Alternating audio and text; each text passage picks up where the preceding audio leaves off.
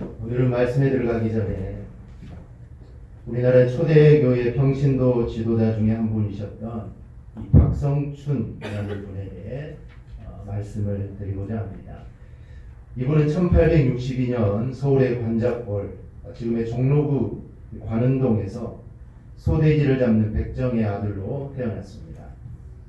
그 당시에는 한 번 백정은 영원한 백정이기 때문에 박성춘은 백정마을에서 백정의 딸과 결혼해서 백정의 아들을 낳습니다. 이 조선시대 최하류계층, 즉 포졸, 광대, 고리장, 기생, 무당, 갑바치, 백정, 이 칠천반으로 불리는 7가지 직업인데 백정은 그 중에서도 가장 천대받던 신분이 바로 백정입니다. 당시 백정은 기와집에서 살 수도 없었고 비단 옷을 입을 수도 없었고 가죽신을 신을 수도 없었습니다. 심지어 이들은 상투를 풀 수도 없었고 망건을 두르는 일도 금지되었고 장가를 들 때 말 대신 소를 타야 했고 신부는 비녀를 꽂아 머리를 올리지도 못했습니다.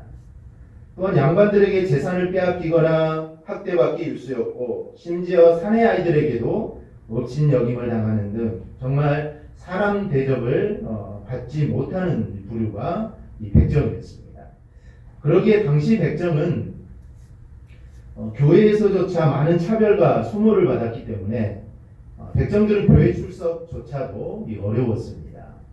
그런데 어떻게 그런 백정들이 교회를 나오게 되고 또 심지어 교회 지도자가 될 수가 있었을까요? 이 박성춘이 예수를 믿게 된 이유는 이 전염병 때문입니다. 1894년 이 청일 전쟁으로 이 콜레라가 전국을 휩쓸어서 많은 사람이 죽어갈 때 이 박성춘도 콜레라에 걸리게 됩니다. 박성춘이 콜레라를 앓고 있을 때 그의 아들 백정이었던 이 박봉출은 이 곤당골 교회에서 운영하는 예수교 학당에 다니는 이 학생이었습니다. 이 당시 예수교 학당을 세운 사람은 사무엘 무어라는 이 미국 선교사였는데요.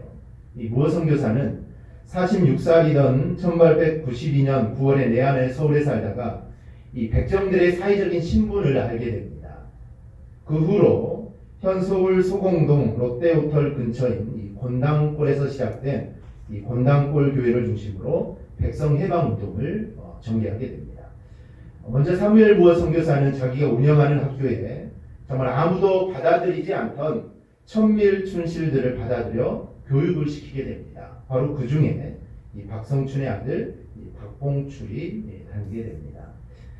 무어 선교사는 이 박봉출의 아버지가 콜레라에 걸려서 앓고 있음을 알고 친구였던 의료 선교사인 에비슨에게 이 사람을 좀 치료해달라고 부탁을 합니다. 에비슨은 그 당시에 이 알렌 선교사가 세운 이 제중원의 원장이었고 고종의 어이였습니다.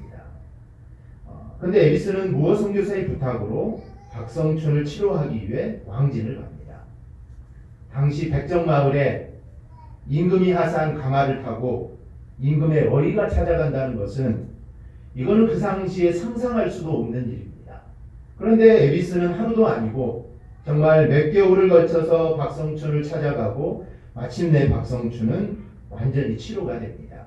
그런데 이 박성춘은 자기 육신의 병만 치료받은 것이 아니라 정말 백정으로 살았던 신분 차별의 원한과 증오심에 찌들렸던 그의 마음도 함께 녹기 시작을 합니다. 그는 과연 도대체 교회라는 것이 어떤 것이기에 나같이 천한 백정을 치료하기 위해 어이가 이렇게 정성을 다할까 이런 생각을 하게 됩니다. 그리고 내심 궁금해하면서 이제 교회를 출석하기 시작합니다. 그런데 이때부터 이 곤당골 교회에 문제가 일어나기 시작합니다. 당시 곤당골 교회의 이 성도는 20여 명이었는데 갑자기 사람들이 교회에 나오지 않는 겁니다. 교인들 중에는 정부의 관리들도 있었는데 그들이 모두 교회의 발을 끊었습니다. 당시 곤당골 교회는 양반 위주의 교회였습니다. 그러니 중인은커녕 상민도 아닌 정말 천민 중에 상천민이었던 이 백정이 교회에 나와 같은 자리에 앉아 있으니 당시 양반들로서는 도저히 용납할 수가 없는 일입니다. 이들은 박성춘이 교회에 나오지 못하게 하라고 무어 선교사에게 압력을 가합니다. 하지만 무어 선교사는 하나님 앞에서는 모두가 평등한다며 이를 거절을 합니다. 그러면 양반 자리, 백정 자리를 따로 구분해서 예배드리자 이렇게 또 제안을 합니다. 무엇 선교사는 깊이 생각하다가 교회에서 도저히 있을 수 없는 일이다 라고 이를 거절을 합니다. 결국 곤단골 교회 양반들은 홍문수골 교회를 세워서 그들끼리 예배를 드리는 공간을 만들고 나갑니다. 그래서 홍문수골 교회는 양반교회로 또 곤단골 교회는 백정과 천민, 평민들의 교회로 이렇게 됩니다. 이 사무엘 무어 선교사의 단호한 모습에 이 박성춘도 놀라게 됩니다. 자기처럼 정말 현대와 멸시가 익숙한 이 백정을 위해서 정말 저렇게 교회가 나누어지기까지 자신을 보호해주는 그 모습을 보면서 이제 박성춘은 그때부터 전도를 하기 시작합니다. 얼마 되지 않아 곤단골 교회는 정말 백정들이 많이 모이는 그런 교회가 됩니다. 반면에 홍문수골 교회는 침체하고 어려워지기 시작합니다. 결국 분립한 지 3년 만에 다시 두 교회가 합쳐져서 지금의 인사동의 승동교회가 탄생을 하게 됩니다. 박성춘은 승동교회에서 1911년에 장로로 취임을 받습니다. 그리고 1914년에 흥성대원군의 친척인 왕손 이재영이 승동교회 장로가 됩니다. 당시 백정과 왕손이 함께 교회에서 협력하면서 장로의 역할을 감당하는 것, 이거는 있을 수 없는 일입니다. 그런 불가능한 것이 현실이 된 곳이 바로 이 교회였고, 평등한 한국 사회를 거듭나게 하는 장소가 바로 이 교회였습니다. 승동교회 장로가 된 박성춘은 당시 내각 총서로 있던 유길준에게 백성 차별 금지법을 만들어서 야, 우리 백정들도 갓과 망건을 좀 쓸 수 있게 해달라라고 이런 장문의 탄원서를 보냅니다. 그리고 마침내 그 요구가 관철되어서 박성춘은 조선 500년 동안 신분의 차이로 쓰지 못했던 망건과 갓을 제일 먼저 쓴 사람이 됩니다. 그가 신분을 뛰어넘어 갓을 쓰던 바로 그날 너무 기뻐서 그는 잠을 잘 때도 갓을 벗을 수가 없었다라고 이렇게 말을 합니다. 이야기는 우리 승동교회 홈페이지에 들어가면 승동교회 역사의 부분의 이 부분이 자세하게 나와 있습니다. 좀 더 자세한 부분을 알고 싶으신 분들은 들어가서 한번 읽어보셔도 되고, 또 그의 아들에 대한 이야기도 나옵니다. 그의 아들은 우리 한국의 최초의 서양 의사가 바로 이 박성춘의 아들이 최초의 의사가 됩니다. 그래서 큰 일들을 많이 하죠. 한국 초기에 이 지도자였던 이 박성춘 장로님의 삶을 보면 어떤 생각이 드십니까? 먼저는 정말 하나님의 놀라우신 계획과 섭리하심이 있었구나라는 그런 생각들이 됩니다. 정말 백정으로 태어났지만, 정말 천한 신분으로 태어났지만, 그 가운데도 하나님의 섭리하심과 하나님의 계획하심은 반드시 있었습니다. 우리의 삶 가운데 정말 내 삶이 힘들고 정말 어렵고 정말 내가 고통 가운데 아픔 가운데 있더라도 분명히 나를 향한 하나님의 놀라운 계획과 섭리하심은 반드시 있습니다. 그러게 우리는 정말 그것을 믿고 우리는 나아가면 됩니다. 또 하나는 내 자신의 삶이 얼마나 부끄러운가 또 한 번 또 느낄 수 있었습니다. 그리고 이분은 정말 예수님의 뜻을 따라 산 사람이었구나라는 그런 생각을 합니다. 오늘 본문으로 돌아가 보면 예수님 당시 우리나라의 백정들처럼 멸시받는 직업이 있었는데 바로 이 세리와 이 창기입니다. 세리와 창기는 당시 죄인의 대명사입니다. 세리는 죄인이요, 창기는 죄인입니다. 이게 같은 말입니다. 특히 세리는 로마의 앞잡이 역할을 하면서 동족에게 무거운 세금을 걷어들였기 때문에 착취자요 반역자로 낙인이 찍혔습니다.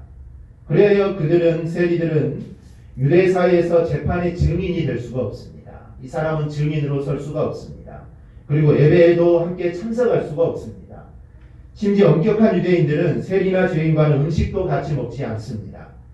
이와 같이 당시 세리는 유대인들에게 철저히 죄인 취급을 당하고 정말 배척을 당합니다.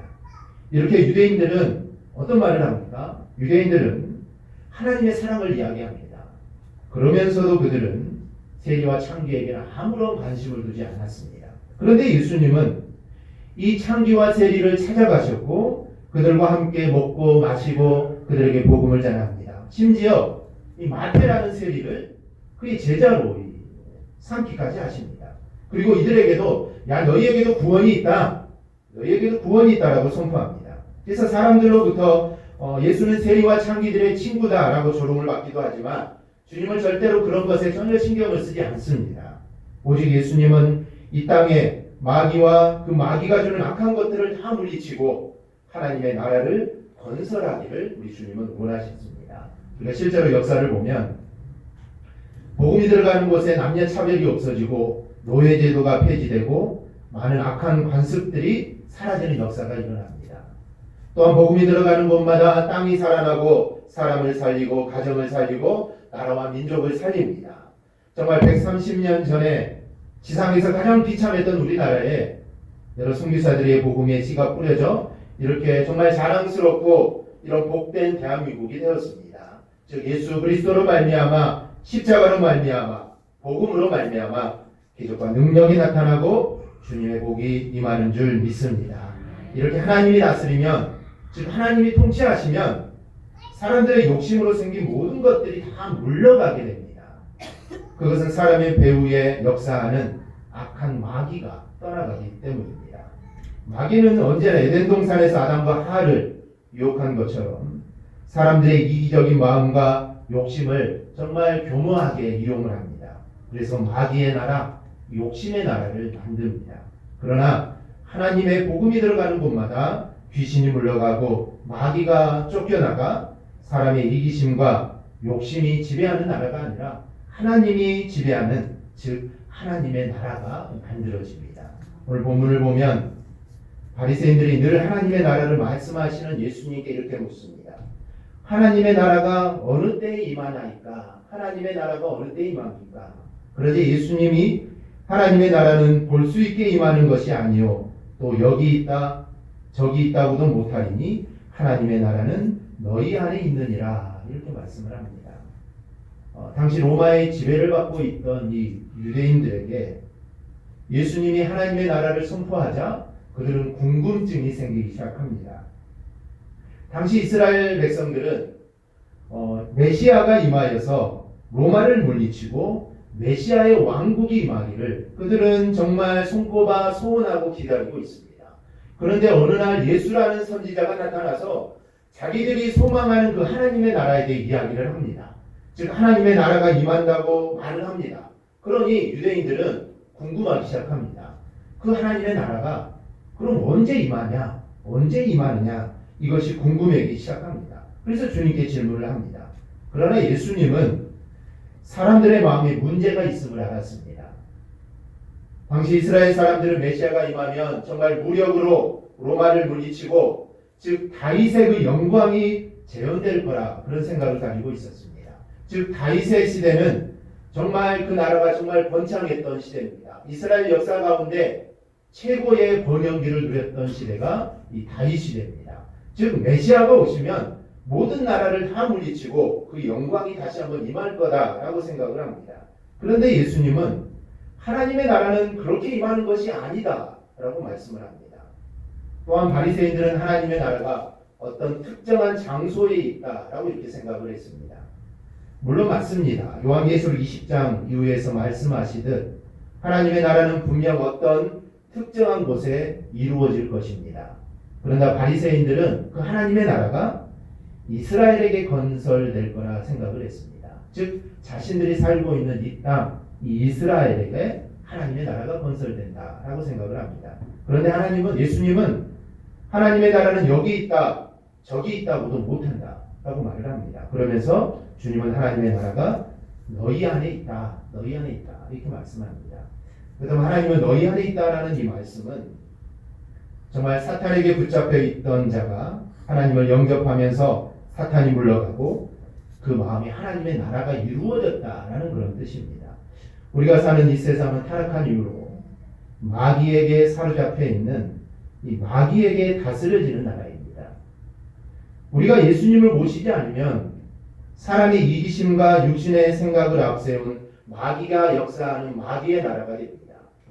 하지만 사람이 복음을 받아들이면 이 마귀가 물러가고 하나님의 다스리시는 하나님의 그 나라가 우리의 마음에 건설이 됩니다. 이것을 마음의 하나님의 나라, 즉 마음 천국이다 라고 이렇게 말씀을 합니다. 그런데 내 마음만 천국이고 내 마음만 하나님이 다스리는 나라가 되어서는 절대로 안 됩니다. 이 하나님의 나라는 주님의 말씀대로 이 성장해 나가야 되고 하나님의 나라는 더 확장돼 나가야 됩니다. 마태복음 13장을 보면 천국에 대한 7가지 비유가 나옵니다. 그 중에 이 겨자씨 비유와 누룩 비유가 있습니다. 이 비유는 천국은 처음에는 정말 작고 하찮은 것으로 출발해서 점차 크고 위대하게 자라가게 된다라는 그 말씀입니다. 즉 천국의 왕성한 확장력을 우리에게 교훈해주고 있습니다. 그러므로 하나님의 나라는 나로부터 시작해서 우리의 교회 안에, 우리의 삶의 현장에, 그리고 온 세상에 하나님의 나라가 건설되고 임하게 해야 합니다. 우리가 주의 일에 힘쓰는 이유가 이것입니다. 우리가 주의 일에 힘쓰고 헌신하는 이유는 이겁니다. 즉 하나님의 나라가 내 안에서 끝나는 것이 아니라, 우리 교회 안에서 끝나는 것이 아니라, 우리 가정 안에서 끝나는 것이 아니라, 이것이 우리나라와 세계로 뻗쳐나가게 하기 위해 우리가 주의 일에 헌신하는 겁니다. 우리는 궁극적으로 나와 우리 가정과 우리 교회를 넘어 온 세상에 하나님의 나라가 임하게 해야 하는 그 책임들을 저와 여러분들은 다 맡고 있습니다. 요한계시록 20장 이후에서 보여주는 대로 정말 주님이 재림하시어 마지막 심판을 통해 이제 하나님의 나라가 임할 텐데, 그때까지 우리는 하나님의 나라를 우리는 만들어가야 합니다.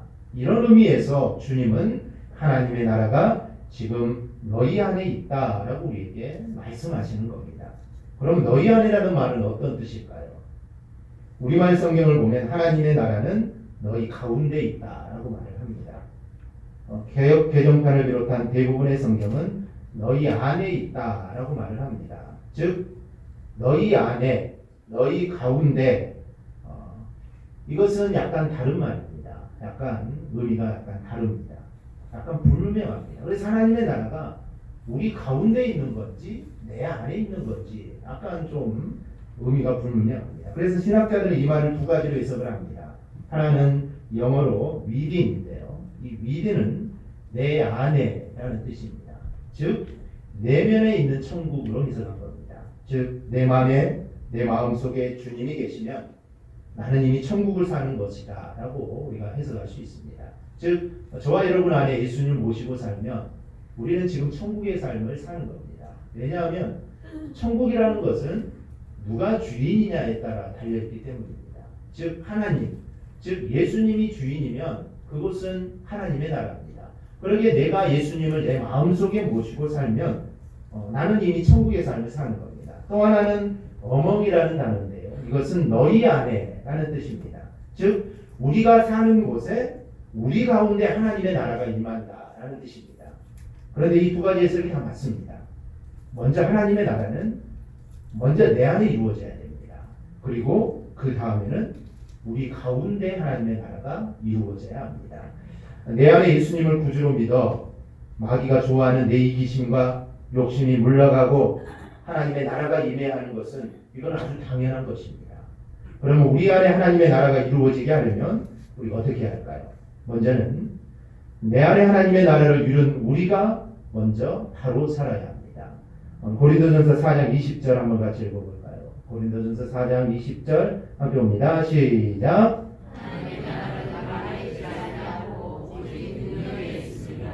아멘. 아멘 하셔야죠. 아멘. 오늘 학생 예배 때도 했습니다. 성경을 읽는데 애들이 아멘을 안 해요. 있음이라 말하는 겁니다. 학생들이 있음이라 하는데 그냥 있더라고요. 그래서 성경 말씀을 읽을 때와 기도할 때는 아멘을 꼭 해야 된다. 아멘은 그대로 이루어진 줄 믿습니다. 즉 그 기도와 그 말씀이 내 것이다라는 겁니다. 그래서 말씀을 읽을 때는 마지막에는 아멘, 또 기도할 때도 마찬가지죠. 우리 아멘을 해야 됩니다. 이 말씀에 보면은 하나님의 나라는 말에 있지 않냐고 오직 능력에 있다라고 우리에게 말씀합니다. 여기서 능력이라는 말은 기적을 베푸는 힘을 말하는 게 아닙니다. 여기서 말하는 능력이란 행함을 말합니다. 이것은 앞의 단어와 연결해 보면 분명해지는데요. 즉 하나님의 나라는 말이 아니라 행함이다 라는 뜻입니다. 물론 이 말의 중요성을 무시하는 것이 아닙니다. 이는 다만 성도는 말과 함께 능력, 즉 행함도 우리가 갖추어야 함을 우리에게 이야기합니다. 사실 하나님의 나라와 그 복음은 인간의 언어로 전달이 됩니다. 그리고 하나님께서 이처럼 인간의 언어로 하나님의 나라가 전파되게 한 것, 이거는 매우 감사한 일입니다. 만약에 하나님께서 그의 나라를 말이 아닌 다른 수단, 즉 자본이나 권력 혹은 다른 물리적인 힘이 있어야만 전달되게 했다면 어떻게 되었을까요? 아마도 하나님의 나라는 거의 전해지지 못했을 겁니다. 왜냐하면 그러한 것들은 소수의 사람들만이 가지고 있는 것이기 때문입니다. 하지만 말은 다릅니다. 이 말이라는 것은 일반 은총입니다. 그래서 인간이라면 누구나 이 말을 다 할 수 있는 능력을 가지고 있습니다. 게다가 말을 하는 데는 아무런 비용도 어떤 공간적 제약도 없습니다. 따라서 하나님의 나라는 세상 일처럼 자본이나 기타의 수단이 없어도 내가 이를 전하고자 하는 내 의지만 있다면 누구나 어디서든 자유롭게 이 하나님의 말씀, 즉 복음을 전할 수 있습니다. 그런데 이상한 점이 하나가 있습니다. 그것은 하나님의 나라가 이처럼 쉽고 간단하게 이런 간단한 수단을 통해 전해지는 것이라면 어째서 지금까지 세계가 완전 복음화되지 않았느냐라는 것입니다. 그 이유는 하나님의 나라는 말로 전달되지만 여기에는 또 다른 요소, 곧 말씀이 생활 속에 실현되어 삶의 변화를 일으키는 능력이라는 요소가 있어야만 하기 때문입니다. 그런데 이것이 없기 때문에 그렇습니다. 그런데 이런 모습은 우리의 모습이기도 합니다. 정말 말로는 우리가 잘 믿지만 능력, 즉 행함과는 너무도 거리가 먼 우리가 모습으로 우리가 살아가기 때문입니다. 어떤 부부가 있었습니다. 남편은 아직 주님을 믿지 않았는데요. 특별 집회가 있어서 남편도 함께 예배에 참석하게 되었는데 설교를 마치시던 목사님이 청중들에게 그리스도를 영접할 시간을 줄 테니 영접하실 분들은 앞으로 나오시기 바랍니다. 라고 말을 합니다. 그자 그 부인은 남편의 귓가에 대고 이렇게 말을 합니다. 여보, 지금이 바로 당신이 믿기로 작정할 아주 적절한 때인 것 같아요. 라고 말을 합니다. 그런데 남편은 여전히 아무 반응 없이 그대로 앉아 있는 것입니다. 집으로 돌아오는 길에 부인이 좀 쌀쌀한 어조로 남편에게 말합니다. 나는 오늘 밤 드디어 당신이 결심을 하는 줄로 생각하며 기대했어요. 라고 말을 합니다. 근데 남편은 그때 조용히 입을 열어서 말을 하는 것입니다. 오늘 당신은 나에게 앞으로 나가서 믿기로 결심을 하라고 했지만 나는 아무런 반응을 안 나타내었어.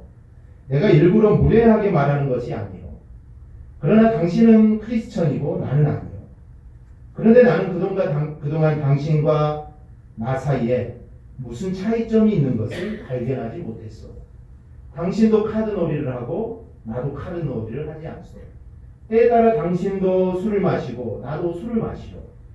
곰곰이 생각해봐도 당신과 내 생활에 무슨 차이점이 있는 것을 내가 알지 못하겠는데 내가 크리스천이 되어서 되어야 한다는 필요를 나는 느낄 수 없단 말이오. 나를 오해하지 않았으면 좋겠어. 진실로 크리스천인 당신과 불신자인 나와의 차이가 어디에 있단 말이오. 인도의 선교사를 간 맥스웰이라는 선교사님이 계십니다. 근데 이 선교사님은 인도의 언어를 배우는데 많은 어려움을 겪습니다. 별나게도 인도는 나라마다 언어가 달라서 새로운 마을에 들어갈 때마다 새롭게 언어를 또 배워야 하는 그런 어려움이 있습니다. 한번 어느 마을에 들어가 힌두교인 한 사람을 붙잡고 말 좀 가르쳐 달라고 간청을 합니다. 내가 돈은 얼마든지 줄 테니 좀 내게 와서 좀 말을 좀 가르쳐 주시오. 예수를 믿든 안 믿든 상관없으니까 제발 나에게 좀 말만이라도 좀 가르쳐 달라고 이렇게 간청을 합니다. 그런데 힌두교인이 거절을 하더랍니다. 그리고 그가 하는 말이 걸작입니다. 당신하고 함께 있어 그리스도인으로 되지 않은 사람이 없습니다. 그래서 싫습니다. 이게 그 사람의 대답입니다. 얼마나 아름다운 이야기입니까? 이 사람하고 만나면 누구나 기독교인이 됩니다. 이 사람하고 말을 하면 누구나 이 사람 같아지고 그런 싶은 마음들이 생기게 된다는 것이죠. 내가 기독교인으로 어디를 가서 머물든지 정말 모든 사람이 나와 같이 되기를 바라고 정말 나와 같아지려고 하는 마음을 불러일으키는 정말 매력적인 우리 기독교인들이 다 되기를 바랍니다. 그런데 앞에 드렸던 예화와 같이 하나님의 나라 전파에 있어도 이와 같은 현상이 있습니다. 즉 말로써 전해지는 복음은 정말 그럴듯한데 이에 상응하는 능력, 즉 행함이 따라주지 않는 겁니다. 그래서 사람들이 복음과 교회를 불신하는 것입니다. 그래서 사도 바울이 고린도전서에서 지적하며 책망하는 것이 이것입니다. 즉 너희들의 말은 참으로 그럴듯한데 어째서 실제의 삶에는 그에 상응하는 사랑과 겸손이 없느냐라고 사도 바울이 책망합니다.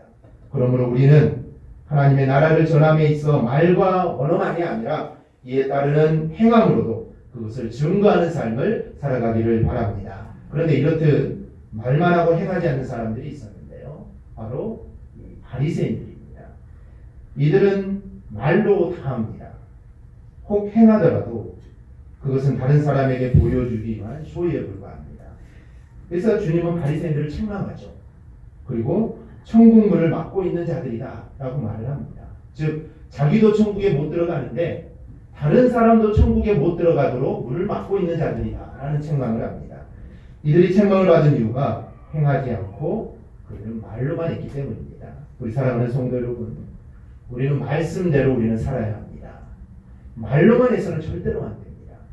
성경의 가르침대로 내 안에 주님이 계시고 또 내 안에 성령이 계시고 그래서 내 안에 하나님의 나라가 이루어졌다면 우리는 바르게 살아야 됩니다. 그리고 하나님의 뜻을 이루며 우리는 살아야 됩니다. 그것이 저와 여러분이 먼저 해야 할 일입니다. 두 번째로 우리들 가운데 하나님의 나라를 이루어 가야 합니다. 에베소서 6장 5절을 보면 이렇게 말씀합니다. 종들아 두려워하고 떨며 성실한 마음으로 육체의 상전에게 순종하기를 그리스도께 하듯 하라. 또 9절에 이렇게 말씀합니다. 상전들아 너희도 그들에게 이와 같이 하고 유업을 그치라.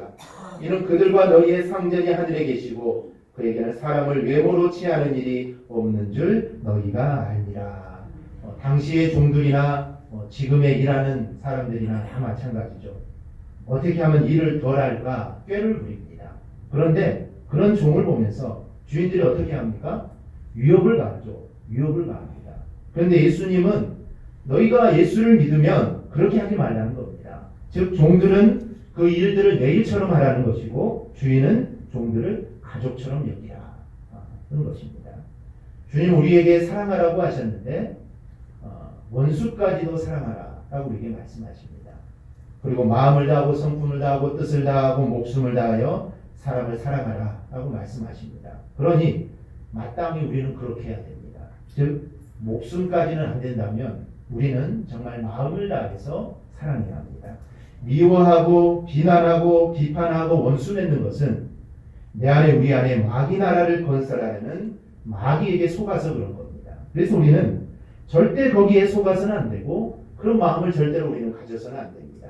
나 중심, 내 이기심, 내 욕심보다는 주님을 그리고 이웃을 우리는 다른 사람들을 생각해야 됩니다.